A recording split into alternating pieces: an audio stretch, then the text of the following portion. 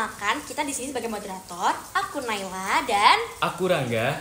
Jadi di sini kita sudah kedatangan narasumber yang tentunya spesial karena narasumber ini sangat menginspirasi bagi kita semua dan berhasil membawa nama Banyumas di kancah yang lebih luas lagi, yaitu provinsi. Di sini ada di samping kita langsung perkenalan aja dengan mereka. Di sini ada Farel dan juga Inggita. Silahkan. Oke, nama saya Muhammad Raditya Farel. Saya biasa dipanggil Farel dan saya berasal dari SMA Negeri 2 Purwokerto dan saya merupakan anggota Paskibraka Provinsi Jawa Tengah tahun 2024. Salam kenal semuanya. Salam kenal. Oke, halo semuanya. Perkenalkan, nama saya Inggita Nisita Lituhayu. Saya biasa dipanggil Inggita. Saya berasal dari SMA Negeri 2 Purwokerto dan saya merupakan anggota Paskibraka Provinsi Jawa Tengah tahun 2024. Salam kenal semuanya. Salam kenal. Oke, tadi kan sama Kak Inggita dan juga Kak Farel kan disinggung nih mengenai Paskibraka ya. Nah, kira-kira boleh dijelasin nggak sih Paskib itu apa dan tugasnya ngapain sih? Boleh jelasin nggak? Oke, Paskibraka sendiri merupakan kepanjangan dari pasukan pengibar bendera pusaka, di mana nanti tugasnya mengibarkan dan menurunkan sangsaka merah putih. Nah, di dalam Paskibraka juga memiliki 3 tingkatan, yaitu tingkat kabupaten, tingkat provinsi, dan tingkat nasional. Oke, udah di sini ya. Berarti teman-teman udah tahu kan nih arti Paskib dan tugasnya tuh apa. Nah, untuk menjadi seorang Paskibra pasti kan ada nih tahapan seleksinya. Boleh dijelasin nggak sih Kak? Kira-kira apa aja sih tahapan seleksi untuk menjadi seorang Paskibraka? Oke, tahapan atau seleksi yang harus dilalui sebagai Capaska, yang pertama yaitu seleksi administrasi. Di dalam seleksi administrasi ini, adik-adik harus mempersiapkan surat dan berkas sesuai dengan ketentuan yang ada, mulai dari kartu keluarga, surat izin dari orang tua dan kepala sekolah, surat kesehatan, surat pernyataan kesediaan, dan yang terakhir ada nilai rapot. Untuk yang kedua, seleksi tes TWK dan TIU. Nanti adik-adik di sini mengerjakan beberapa soal yang telah disediakan oleh panitia. Lalu adik-adik harus mendapatkan nilai minimal untuk kelulusan yaitu sebesar 70. Setelah itu ada tes kesehatan. Nanti adik-adik dicek tinggi badan dan berat badan, tes kesehatan mata, lalu ada dicek tensinya. Untuk selanjutnya ada tes parade, di mana tes parade ini postur adik-adik dilihat apakah postur badan adik-adik tegak atau bungkuk, dan kakinya juga dicek apakah adik-adik memiliki kaki O atau X dan telapak kaki datar atau flat foot. Untuk seleksi yang telah saya sebutkan ini sistemnya menggugurkan. Jadi kalau adik-adik tidak sesuai dengan kriteria atau syarat di seleksi ini, itu bisa langsung digugurkan oleh panitia. Nah, kalau tadi kan sistemnya gugur ya. Nah, selanjutnya di sini saya akan menjelaskan sistem perankingan, yang di mana dalam sistem perankingan ini ada 3 tahapan seleksi lagi, yaitu mulai dari seleksi PBB, seleksi Samapta, dan juga seleksi kepribadian.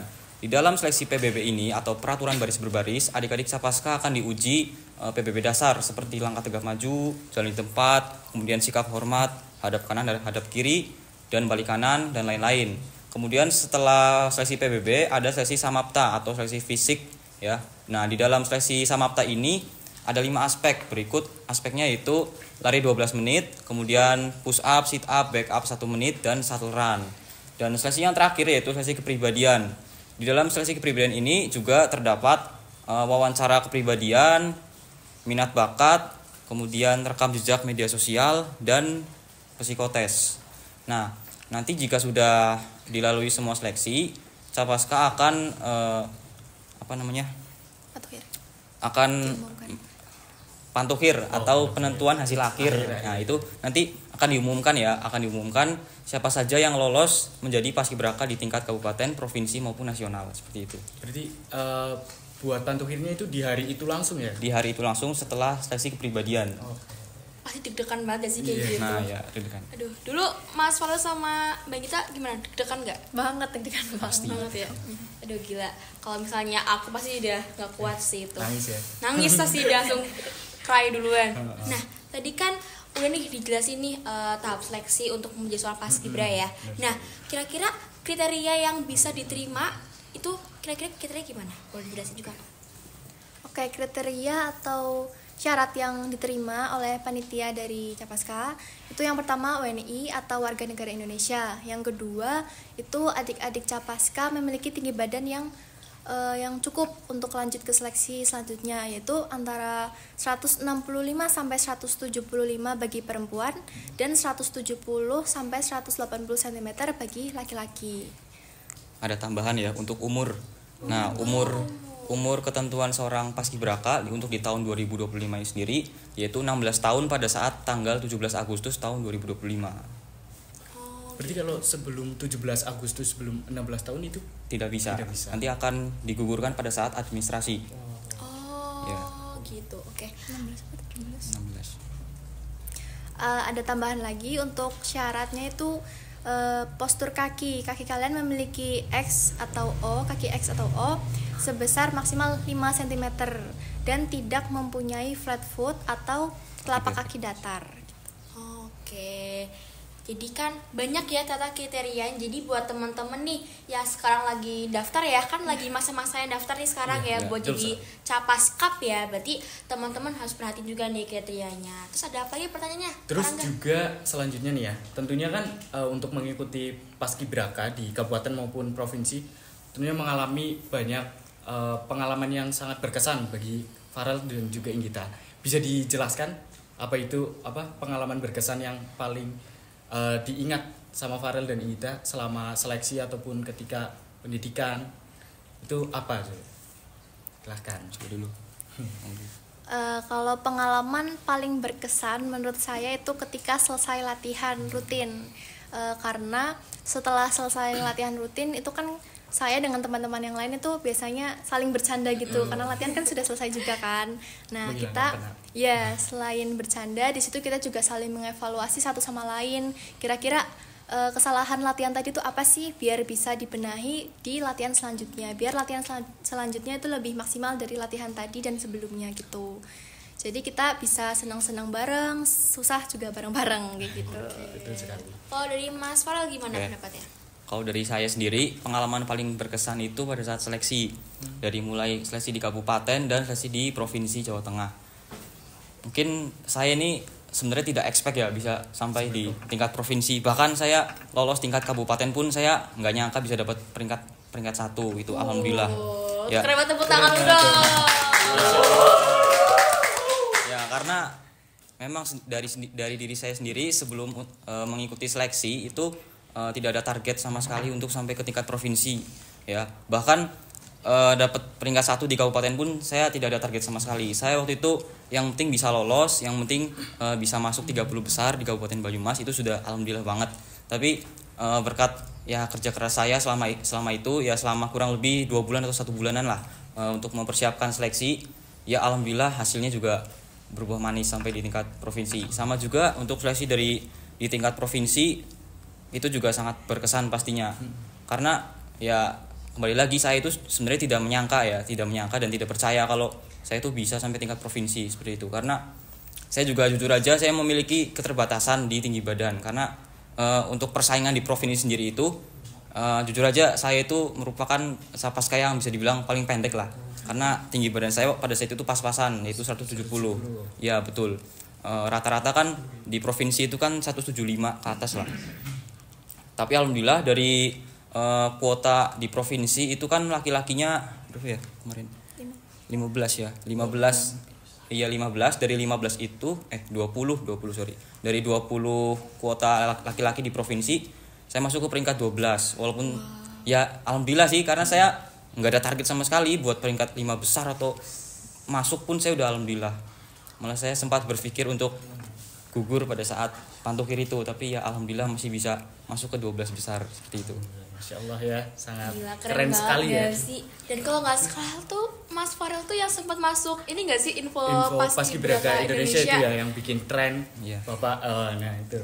Terus dari apa yang udah diceritain itu yang tentang pengalaman yang paling berkesan dari Inggita maupun Farel, di sini kita ada pertanyaan lagi yang harus disiapkan sampai bisa tahap ke provinsi. Itu apa aja yang kalian siapkan dari awal ketika seleksi di paskibra kabupaten sampai nantinya di provinsi itu gimana?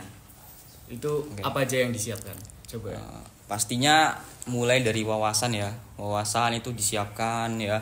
Kemudian kemampuan public speaking, kemudian mental itu juga pastinya penting sekali ya, mental. Kemudian juga dari segi fisik ya, dari lari, push up, sit up, back up itu juga sangat disiapkan. Itu untuk dari Saya izin menambahkan untuk persiapan yang pertama yang memang harus disiapkan itu administrasinya, berkas-berkasnya harus lengkap terlebih dahulu karena mengingat seleksi pertama itu kan memang seleksi administrasi, jadi harus nggak mau lolos dulu di administrasi baru bisa lanjut ke seleksi selanjutnya.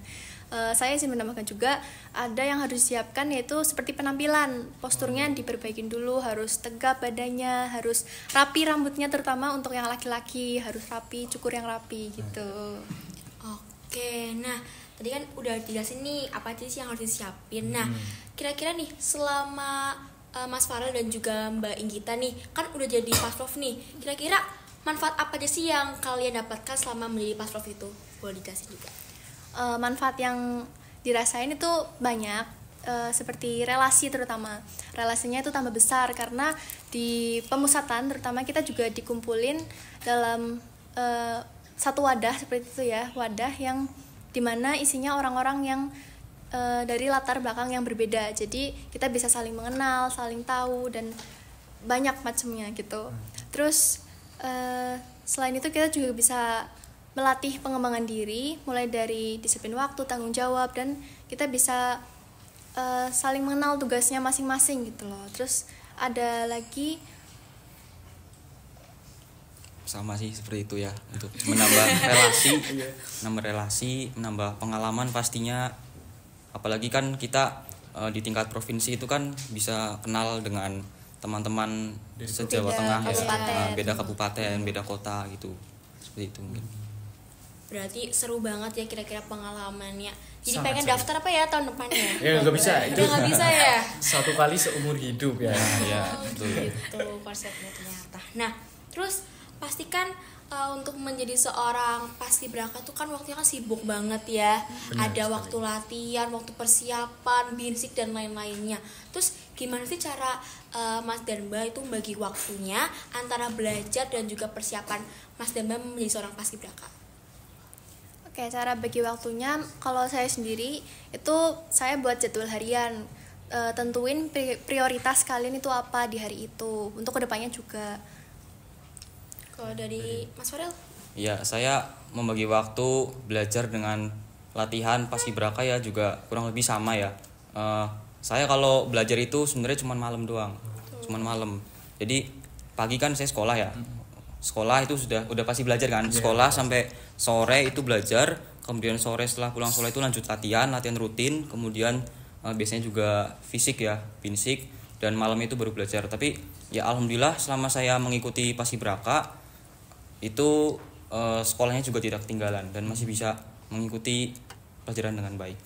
Yang penting jangan menunda tugas kalau ada tugas Ya, dari sekolah betul. sih, karena kalian kan bisa manfaatin waktu luang kalian kalau ada, biar jadi efektif gitu loh. Waktu luang tersebut bisa dimanfaatkan buat persiapan seleksi kalian gitu. Nah, kira-kira itu dia teman-teman. Jadi buat teman-teman yang sekarang lagi daftar Capaskap, kalian bisa nih ikutin tips-tips dari Mas Farid dan juga Mbak Inggita biar nanti kalian tuh nggak ketinggalan pelajaran dan juga tetap bisa keterima gitu. Boleh lanjut Dan Mas Rangga? juga setelah itu kan, itu kira-kira berapa lama sih kalian mempersiapkan buat seleksi dari kabupaten sampai ke provinsi itu? Berapa lama kalian persiapannya? Oke, kalau dari saya sendiri ya, kalau di kabupaten saya itu nggak punya banyak waktu untuk persiapan ya. Itu kan sekitar bulan Februari ya. Februari itu sudah mulai seleksi kabupaten tahun 2024 kemarin. Saya itu baru mempersiapkan itu sekitar bulan Januari akhir. Jadi bisa dibilang itu sangat mepet. Bahkan di seleksi pertama itu TWK TIU itu kan memerlukan waktu lah ibaratnya untuk belajar dulu kan materi wawasan kebangsaan, Pancasila dan lain-lain. Di situ saya, ini jujur aja ya, saya cuma belajar satu malam waktu itu. SKS. Ya, Sistem itu kebut satu karena malam. saya waktu itu nggak punya kisi-kisi banyak kan, cuma bisa belajar dari buku PKN di sekolah sama yang dikasih sama dinas waktu itu. Tapi alhamdulillah sih hasilnya memuaskan seperti itu. Ya. Kalau dari kayak kita, Kalau dari saya mulai dari awal tahun 2024 ya, 2024 bulan Januari itu saya mulai cari informasi-informasi mengenai seleksi Paskibraka. Jadi di bulan Januari ini saya full untuk mempersiapkan seleksinya. Saya juga dibantu oleh kakak abang dari sekolah saya dengan persiapan seleksi yang harus saya persiapkan selanjutnya. Gitu. Tambahan ya untuk persiapan saya di provinsi dong harus. Iya. Kabupaten sama provinsi kan beda. Iya, Ya. Oke, kalau di provinsi saya punya banyak persiapan karena waktu itu kan ya saya senang banget kan, pastinya saya mau merubah lah yang waktunya pada saat di kabupaten saya SKS kan, setiap Kebusmalang itu jangan ditiru ya, jangan ditiru. Ya pastinya saya mau berubah. Untuk tingkat provinsi saya persiapkan lebih matang lagi. Waktu itu ada waktu sekitar hampir sebulan lah. Dari mulai basic saya perbaiki, dari mulai wawasan saya belajar terus, public speaking juga saya mantepin lagi sampai ke waktu seleksi pada saat bulan Mei 2024 di provinsi pada saat itu. oke. Terus kira-kira ada nggak sih kira-kira suatu hal gitu yang bisa bikin Mas dan Mbak tuh termotivasi untuk bisa lolos di kabupaten dan juga provinsi? Yang sangat memotivasi diri kalian itu Ya, yang paling apa bikin itu? semangat ambisi banget nih, aku harus keterima gitu. Sampai ke provinsi itu udah keren banget sih. Kalau dari saya sendiri, saya itu terinspirasi dari tante saya, karena tante saya sendiri itu merupakan anggota Paskibraka Provinsi Jawa Tengah tahun 2009. Jadi saya ingin punya niatan atau ambisi kayak Lanjutkan. pengen kayak gitu, pengen lebih gitu. Dan ternyata bisa, alhamdulillah. Keren sekali. Lanjut. Kalau yang kita kan dari tantenya ya. Ya. Kalau Farel? Kalau saya dari ayah saya sendiri. Ayah. Dari ayah saya sendiri, beliau kebetulan Paskibraka Kabupaten Banyumas tahun 1995. Nah, saya sebagai anaknya, di mana-mana kan anak itu pengen melebihi orang tuanya ya. Kalau karir gitu kan. Ya pasti saya pengen lah melebihi bapak saya sebagai beliau kan paskap ya. Saya harus bisa di atasnya gitu. Jadi saya punya ambisi lebih, punya motivasi lebih kalau saya tuh bisa lah lebih dari bapak saya di tingkat provinsi, dan alhamdulillah bisa tercapai. Alhamdulillah. Keren sekali ya teman-teman. Tepuk tangan dulu dong. Berarti ini kan dari Farel tuh bapaknya di kabupaten, terus anaknya di provinsi. Nanti cucunya, anaknya Farel bisa di Paskibraka nasional. Amin. Oke. Terus tantangan yang kalian hadapi itu apa sih agar bisa lolos Paskibraka di kabupaten maupun di provinsi? Tantangan-tantangan apa aja yang kalian udah lewati? Nah, siapa dulu? Yuk. Sahabat ya. Tantangannya yang kalian rasain. Tantangan apa ya? Apa ya? Aduh, kayak banyak banget jadi bingung.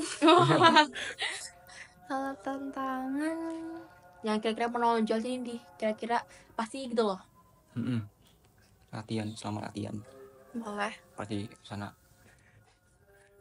Ya oke, dari saya dulu ya. Untuk tantangan sendiri itu mungkin pada saat pemusatan ya, pada saat pemusatan atau karantina di Paskibraka Provinsi Jawa Tengah di Semarang pada saat itu, tantangannya pasti itu jauh ya. Kami kan di Purwokerto di Kabupaten Banyumas yang harus mengikuti pemusatan latihan ke Semarang. Itu kan menempuh jarak yang bisa dibilang cukup jauh lah. Itu juga sudah jauh dari orang tua ya kan, pastinya jauh dari keluarga. Itu merupakan tantangan juga, dan di sana kami karantina sekitar 14 hari ya atau 2 minggu ya, selama 2 minggu. Itu kan pastinya merasa ya rindu ya, kangen sama keluarga, sama orang tua. Itu juga merupakan tantangan juga, dan pastinya di sana itu kami digembleng habis-habisan, mulai dari fisik ya, semua itu digembleng. Setiap hari latihan dari pagi, dari subuh, malah dari sebelum subuh kita udah bangun, sholat subuh, kemudian setelah subuh kita lari pagi, terus jam 7 ya, jam 7-an itu udah berangkat ke Simpang 5 untuk latihan. Dan di sana di Simpang 5 kita latihan dari pagi sampai maghrib. Itu pastinya lelah sekali ya. Apalagi di Semarang itu kan kalau siang-siang ya, itu panas banget. Di sana kan cuacanya lebih panas dibandingkan di sini. Iya, betul. Terus kayaknya kalau di Semarang tuh juga kondisi badan karena cuacanya kan panas banget ya, panas dingin panas dingin, kayak lebih harus dijaga lagi kesehatannya gitu. Apalagi suara kan ngaruh juga ya kalau misalnya cuaca gitu. Kalau dari aku hampir sama sih kayak Farel, cuma kalau tantangan yang aku sebut ini lebih ke diri kita sendiri, gimana cara kita ngatur kondisi badan kita supaya biar tetap sehat. Karena latihan di sana yang udah disebutin sama Farel tadi itu kan dari pagi sampai maghrib, apalagi setelah selesai latihan itu masih ada kegiatan malam hari. Jadi setelah selesai latihan kita ada materi malam yang kurang lebih sampai jam 10 gitu. Jadi setelah jam 10 baru kita bisa istirahat sampai besok paginya gitu. Oh begitu ya. Jadi memang kalau kalian tuh pengen jadi paskibraka ya di kabupaten maupun provinsi itu banyak sekali yang harus kalian ketahui konsekuensinya, tantangannya. Jadi kalian harus siap, harus mempersiapkan semua itu ya. Siap fisik, siap mental. Nah, itu yang paling diutamain ya, betul kan? Terus sekarang kan lagi masa-masa seleksi buat kabupaten. Iya, kabupaten yang tahun 2025. Nah, itu apa dari kalian ada motivasi yang buat Capaska yang adik-adik. 2025 adik-adik kalian ini, motivasi yang biar bikin mereka itu tetap semangat, tetap optimis buat seleksi, tetap sampai bisa ada yang gantiin kalian di provinsi ataupun nantinya sampai ke paskibraka nasional. Motivasinya silahkan. Intinya untuk Capaska Kabupaten Banyumas tahun 2024 tahun 2000 ulang ya 2025 ya. Capaska tahun 2025 semangat terus pastinya ya, semangat terus untuk melewati semua rintangan, semua seleksi ya. Kalian harus yakin kalau diri kalian tuh bisa, diri kalian tuh yakin kalau bisa melewati semua tahapan seleksi ya. Dan kalian juga harus tanamkan sikap optimis dalam diri kalian. Jangan pernah ada rasa pesimis sama sekali. Mindsetnya itu aku bisa. Karena kalau kalian yakin ya, kalian ada usaha, ada ikhtiar ya, insya Allah hasilnya juga tidak akan mengecewakan. Dan jangan lupa juga untuk meminta doa restu dari kedua orang tua, karena doa restu dari kedua orang tua itu sangatlah manjur ya, sangat manjur. Itu tips dari saya. Kalau dari kita, kalau dari saya untuk adik-adik Capaska tahun 2025, kalian harus ingat latihan itu jadi makanan kalian sehari-hari. Jadi jangan lihat seberapa berat latihannya dan persiapannya, tetapi lihat seberapa besar rasa bangga yang akan kalian rasakan nanti waktu bendera sudah berkibar oleh pasukan kalian gitu. Oke. Jadi kan nih udah disampaikan tadi pesan-pesan, kemudian tips juga terus dan ada pengalaman-pengalaman dari mereka berdua. Terus ada motivasinya, itu didengerin ya buat kalian yang sedang dalam tahap seleksi, karena bentar lagi akan pantuhir ya, sampai ke pantuhir atau hasil akhir itu. Jadi kalian harus tetap semangat, nantinya udah keterima atau lolos jadi paskibraka kabupaten, tetap semangat karena masih ada seleksi lagi untuk paskibraka provinsi itu yang udah terpilih ya. Jadi semangat terus. Apa motivasi dari Inggita dan juga Farel itu didengerin, resapi lagi, aku bisa itu kata Farel tadi ya. Dan ya mereka ini sangat menginspirasi kita semua di teman-teman di Banyumas. Jadi jangan pesimis kata Farel itu. Oke, dan juga nanti buat teman-teman yang belum beruntung, belum bisa lolos, teman-teman juga harus tetap semangat, jangan patah asa, jangan putus asa. Dan teman-teman harus lebih semangat lagi dan persiapin diri lagi untuk next step selanjutnya mungkin teman-teman mau raih gitu. Masih banyak kesempatan yang belum kalian coba, masih banyak mungkin hal-hal baik di luar sana yang akan ada di hidup kalian. Jadi jangan langsung kayak ngerasa saya di kesempatan ini di paskibraka saya nggak lolos, langsung bersedih, nggak bisa ngeraih hal-hal berikutnya di akademik, di lomba-lomba lainnya. Jangan gitu ya teman-teman. Jadi harus tetap semangat buat ngeraih hal-hal baik yang pastinya akan ada di hidup kalian. Betul. Jadi jalan untuk menuju ke sukses itu dari banyak teman-teman. Gak cuma satu, tapi ada beribu jalan buat yang bisa teman-teman masing-masing bikin sendiri. Iya, gitu. Perihal kata itu, satu pintu tertutup, 1000 pintu masih terbuka di sana. Ya Allah. Oke, mungkin kira-kira segini aja ya sesi podcast kita pada hari ini. Kalau misalnya teman-teman kira-kira ada pertanyaan tentang seputar paskibraka, mungkin bisa langsung tanya ya ke Kak Inggita dan juga Kak Farhan, bisa kepo aja Instagram mereka. Instagramnya apa nih? Coba di-spill aja. Sebutin nggak Instagramnya apa nih? Promosi. Promosi ya teman-teman. Searching aja Farel Raditya. Kalian bisa cari di Instagram, nama saya Inggita Nisita. Oke, teman-teman tuh ya, buat yang mau kepoin tuh IG-nya Kak Inggita dan juga Kak Farel, langsung aja dicek dan di follow IG-nya. Mungkin gitu aja kali ya podcast kita kali ini. Semoga bermanfaat ilmu-ilmunya, dan teman-teman Capaskap juga makin lagi berambisi sampai nanti bisa masuk provinsi bahkan nasional. Amin. Oke, see you di podcast selanjutnya. Fun Talk selanjutnya. Selamat tinggal. Bye-bye.